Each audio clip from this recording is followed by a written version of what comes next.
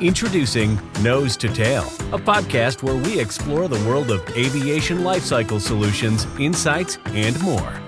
Presented by Jet Midwest. Welcome back to Chicago, everybody. We're here at MRO Americas, and I'm here with David, who's the CEO of Bonus Tech. David, how you doing? Fine, thank you. A good first day of the show?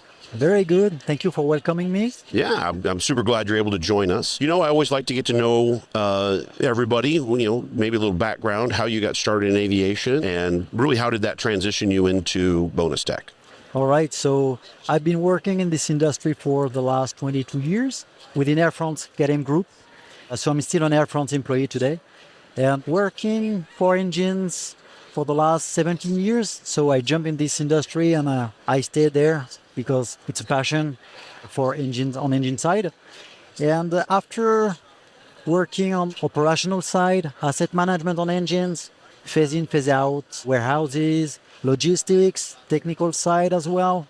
I was responsible of the engine shop in Charles de Gaulle, including the test cell for a couple of years. And finally, technical sales director to sell engine services worldwide. So great to meet a lot of different customers, different cultures, keep on working on that. And in July 22, I was appointed as the CEO of Bonus Tech in Miami, Florida. And we are an engine teardown specialized company that helps support, such as Jet Midwest, to tear down engines. So we tear down a lot of platforms. Pratt & Whitney, Rolls-Royce, GE, CFM, IAE. So very large capability.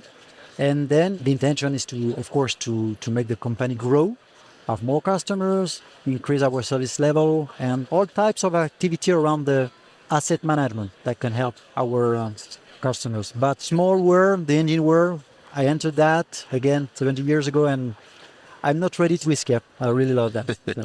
Well, it's interesting because I don't think there is an escape from the aviation marketplace at all. I'm pretty sure no other industry would take us, even if we were available.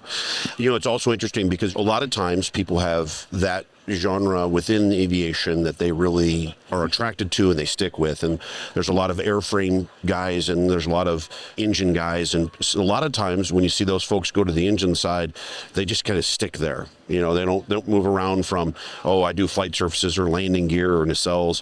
No, that's airframe. Stay over there. And the engine guys just seem to have this passion for everything engine. Certainly from a value standpoint, it's a pretty good place to be, right? There's an awful lot of value from the overall aircraft sitting in the engines. And, that really sounds like what you're doing on the dismantle side. You're really helping companies like ours extract the value out of those assets once they've reached that life limit. Cool. Can you talk a little bit about how Bonus Tech was really developed in terms of the teardown and how that complements maybe what's happening at the Air France engine shop or the Air France selling its engine services? So yeah, Air France KLM is a customers for us as any other customers. So we support them as we support any customers. Of course, on engine side, so very good animal, beautiful animal. On technical side, first, economics, a lot of value there. So this is very interesting, as I said, animal. And then, of course, the cost during the repair of the engines is mainly focused on parts, maybe 80% of the value. Then, everybody has to make some savings or to improve the costs, and the used material is key. So this is where, for a long time, and there will still be a lot of needs for that. So it's quite promising business. In a way, we help customers in their targets, in their projects, ROI. We contribute for that. So it's very, very nice for us. It's a lot of added value. It's a pleasure as well. And in certain way, what I like is that tearing down engines, we contribute in a way to recycle material. So environment point of view, it's something else I would add that is really complete the picture. It's really nice activity. So still promising in the future as well, because with the old fleets, there will be a lot of opportunity. And again, the needs will be there for ages. So it's a long-term story. So as you work through the teardown and recycling, about how many engines does Bonus Tech dismantle on an annual basis? Let's say today we are in a range of 120, 150, depending on the year. So it's increasing for sure. Probably it will even be more in the future. I hope in the future. When we have a look on the, let's say, assumptions about retirement of fleets, there will be more for the coming 5 years. And we have solutions to increase the capacity quite rapidly. We have everything we need to do that. We have solutions to work differently with several shifts, for instance, among other solutions. So today, to answer your question, let's say 150 a year and hopefully rapidly more, much more. So is that going to be an expansion of the physical building and the amount of manpower, or is it maybe more focused on more duplicate inventory in terms of, the same engine type coming through over and over where you're gaining efficiency? You're right, it's more on labor side because for the rest, our building is designed to receive more. So in terms of space, it's not an issue. It will not be an issue. It's more as currently in the industry, more a matter of labor.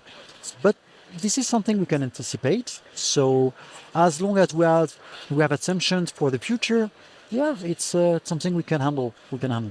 That's fantastic. I've talked with a lot of people in the aviation market from all different sectors. And one of the key things I keep hearing are these challenges that the OEMs are still having to supply components to really help get those upper level components, in this case engines, out of the shop and get those, back in service. They haven't fabricated enough HPT blades. They haven't made enough T1 discs or fan blades. And you guys are really solving that problem by being able to expedite the ability to recover those items out of the shop and be able to put those back into other engines. On an inspection level, what kind of inspection level does Bonus Tech provide? I'm curious. So for our side on the airframe, we're able to dismantle aircraft, and under certain circumstances, we're actually able to dismantle those aircraft and utilize AMM services to put 8130s on certain components. And curious if you guys have developed that same style for what you're doing at the engine teardown level, whether that's a recertification or even just a generalized inspection to give condition. Help me maybe understand what you guys are doing in that area. So far, we focused on the teardown. This remains the core business. And you're right, it's something our customers and we need to provide. So we're in the trend to have the capability to do so. Hopefully, we hope to have it in the coming weeks.